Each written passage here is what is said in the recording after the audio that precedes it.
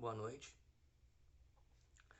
E eu vou começar agora um novo playlist no canal, em que eu vou falar.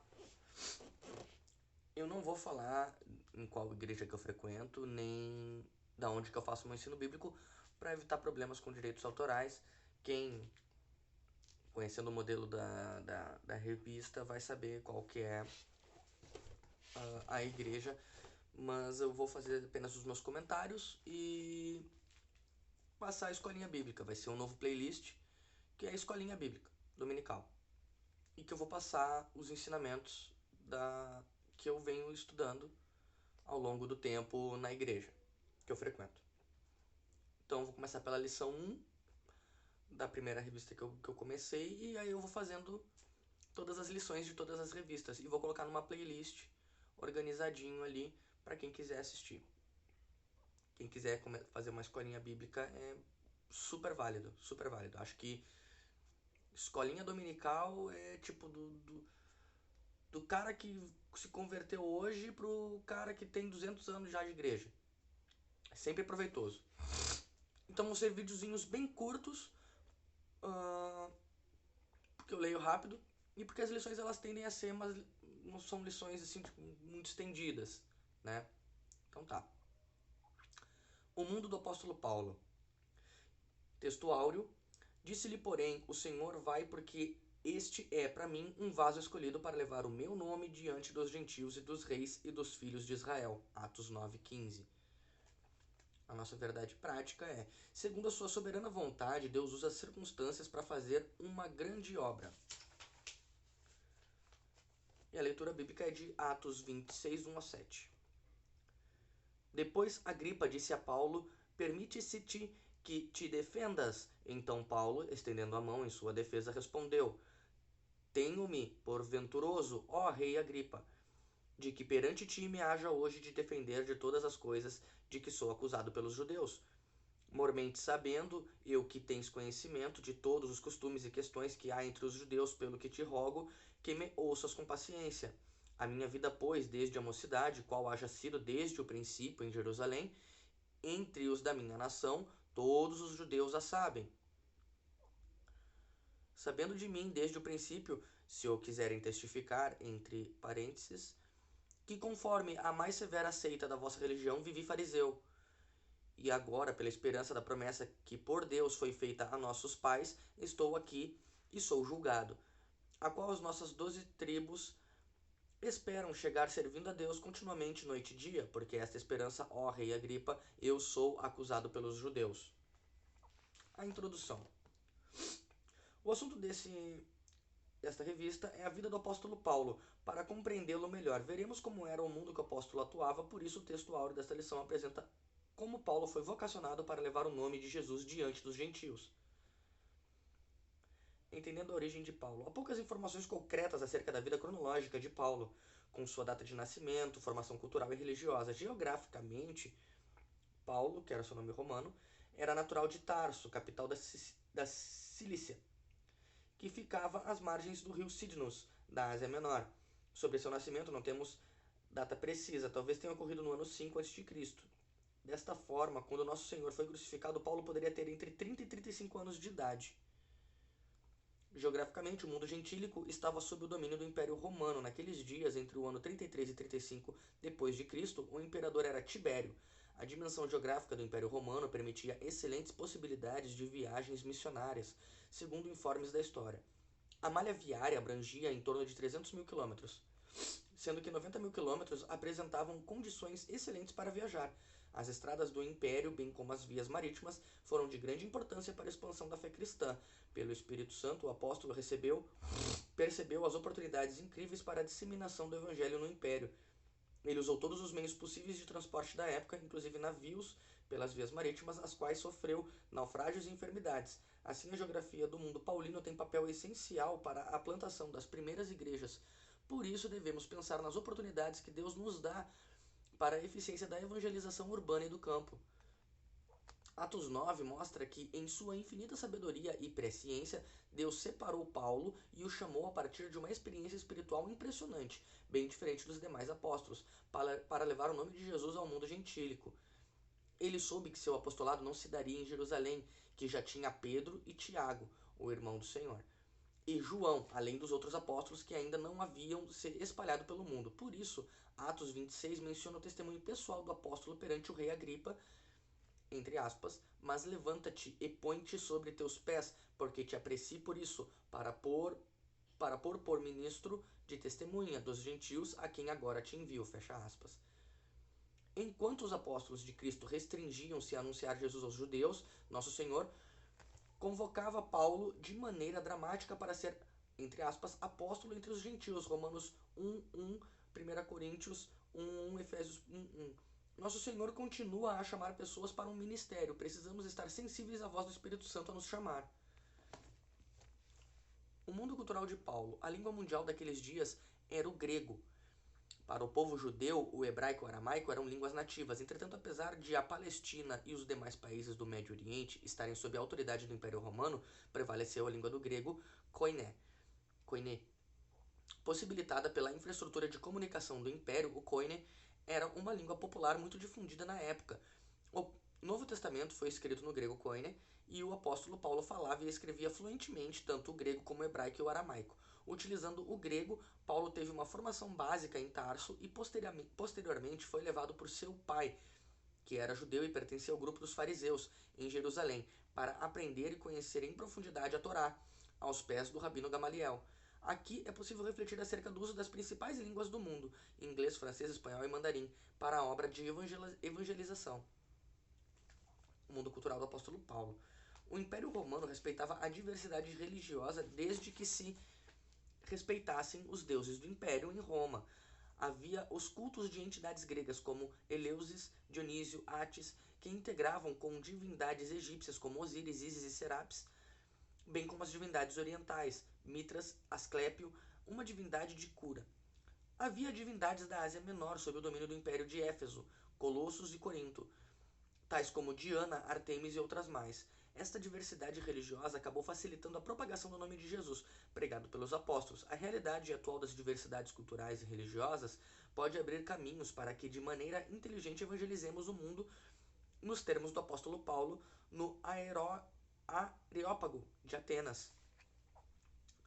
A influência da filosofia grega. Neste mundo religioso havia a influência filosófica grega. Essencialmente no Império Romano, era politeísta e Paulo referiu-se a isto em 1 Coríntios 8:5. A influência filosófica grega, especialmente o gnosticismo, era muito forte e acabou influenciando o pensamento de muitos cristãos daqueles dias. Os líderes da igreja da época tiveram que refutar com veemência as teorias do gnosticismo, cujos adeptos queriam misturá-las com a doutrina pura de Cristo. Naturalmente, pelo fato de ter vivido naquele mundo, Paulo teve de fortalecer a doutrina cristã sobre Deus, fé, Jesus, Espírito Santo, graça e salvação. O apóstolo indiscutivelmente se tornou o grande defensor do Evangelho de Cristo. Como proclamadores do Evangelho, devemos pensar em estratégias a fim de que nossos jovens e adolescentes, bem como a maturidade cristã, possam expressar a razão da fé com mansidão e temor diante dos não crentes. O Paulo se identificava como judeu. Em Atos 22:3, Paulo declara sua defesa em Jerusalém diante dos judeus que se opunham à sua mensagem, tratando-o como traidor da fé judaica, entre aspas. Eu sou judeu nascido de Tarso na Cilícia, fecha aspas.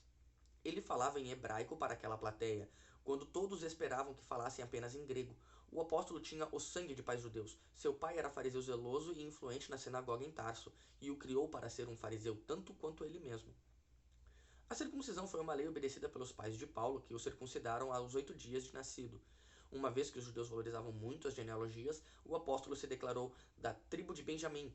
Dentro da fé judaica, Paulo se tornou um defensor ardoroso da Torá e obedecia a todas as regras das leis requeridas, especialmente pelos fariseus.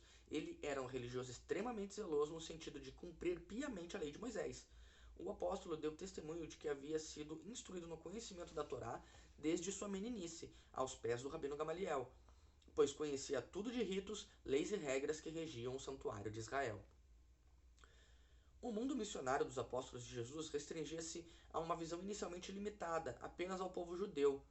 Quando o Senhor convocou Paulo e chamou pelas características de que precisava para disseminar o evangelho no mundo gentílico, as culturas romana e grega que Paulo adquiriu davam-lhe condições de peregrinar pelo mundo gentílico e ele plantou igrejas na Galácia, Acaia e Ásia Menor.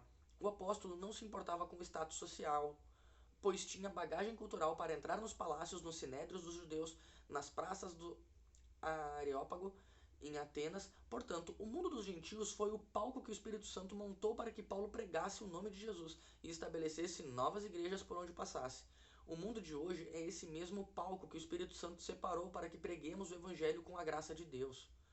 E a nossa conclusão: a cultura geral que Paulo adquiriu ao longo da vida tornou-o capaz de enfrentar os oponentes do Evangelho com ousadia e ciência, diante de reis, governadores, tribunos e autoridades religiosas. O apóstolo era excelente orador e arguto no conhecimento de várias ciências. Paulo tinha uma personalidade forte e dinâmica, orientada por convicções profundas, e perseguia seus objetivos com desvelo e grande envolvimento emocional. O mundo do apóstolo foi o que Deus lhe abriu para que comunicasse o evangelho de Cristo.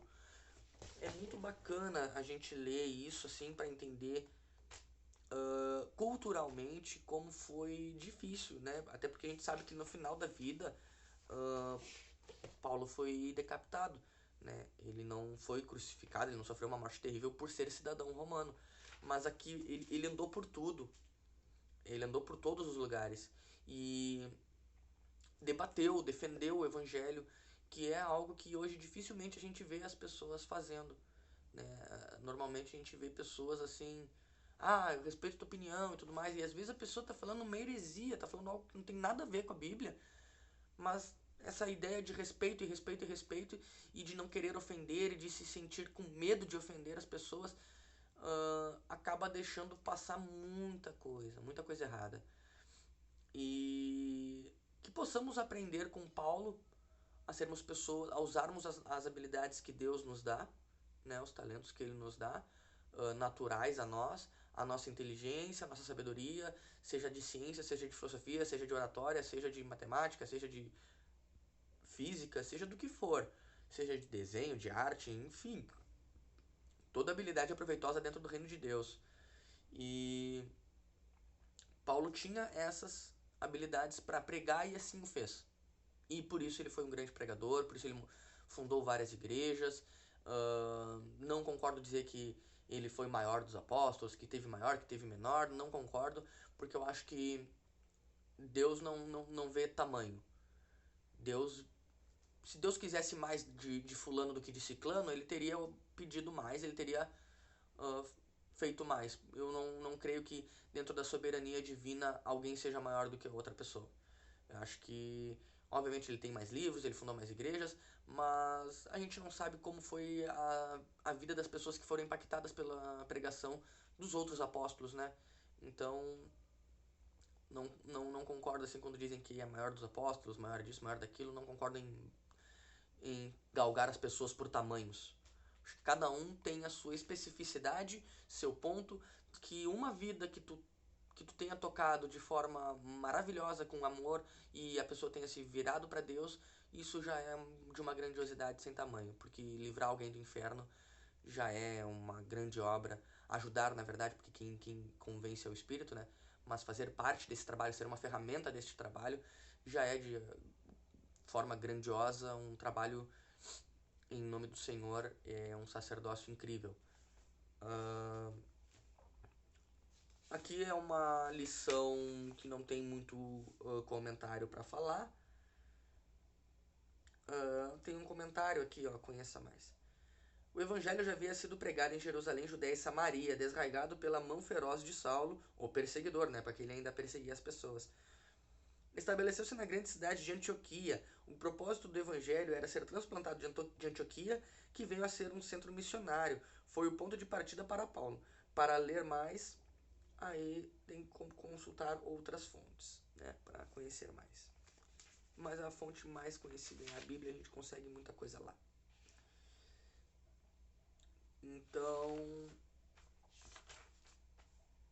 logo eu vou para a próxima. Eu vou deixar cada lição eu vou deixar em um vídeo e vou fazer a playlist de cada lição. Aí, e colocando junto já os meus comentários, eu acredito que cada lição vai dar em torno de 15, no máximo 20 minutos. Quem gostar, quem quiser ensino bíblico, dúvidas, dúvidas, perguntas. Essa lição foi bem introdutória, então o conteúdo dela não nos dá uma direção, assim, nos dá um chão, né? Um pano de fundo para as lições que virão, correto? Esta foi a lição número 1 e logo eu vou postar a lição número 2. Muito obrigado. Quem gostou, dá um curtir. Quem tiver dúvidas, sugestões, críticas, estamos aí. Comentários. Eu vou tentar ler os comentários todos, porque meu canal é pequenininho, quase ninguém vê. Então, não vai ser difícil de eu responder. Quem gostou, dá um joinha. E muito obrigado. Deus abençoe a todos nós. Com a graça de Deus.